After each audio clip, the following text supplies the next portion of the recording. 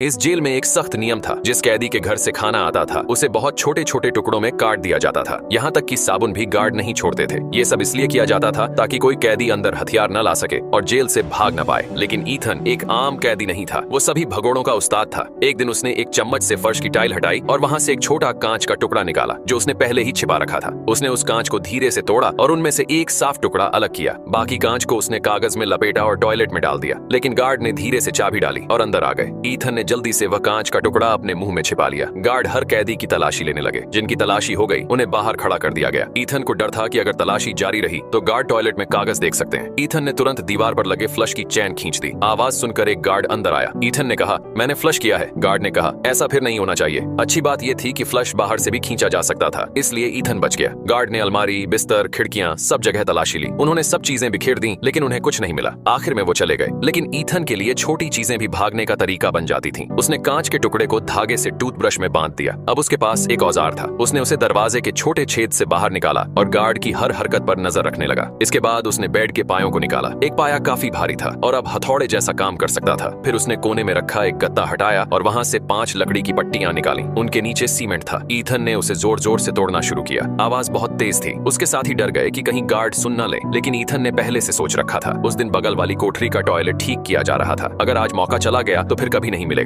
जैसा ईथन ने सोचा था वैसा ही हुआ। मरम्मत की आवाज में खुदाई की आवाज छिप गई। थोड़ी देर में फर्श में दरारें आ गईं। अब बाकी कैदी भी खुश हो गए और उसकी मदद करने लगे। 5 कैदियों ने मिलकर गड्ढा बड़ा कर दिया। फिर ईथन ने एक कागज जलाया और उसे गड्ढे में डाला। आग की लौ हिलने लगी, मतलब वहाँ हवा चल रही थी। लेकिन ये रास्ता कहाँ जाता है किसी को नहीं पता था। उन्होंने मिट्टी और टूटे हुए सीमेंट को फिर से गड्ढे में भर दिया ताकि कोई देख न पाए। जब भी उन्हें मौका मिलता वे खुदाई करने लगते। रोज रोज मेहनत करते रहे और आखिर में कई दिनों की मेहनत के बाद उन्हें जेल से बाहर जाने का एक रास्ता मिल गया। ये रास्ता सीधा बाहर सड़क पर जाता था।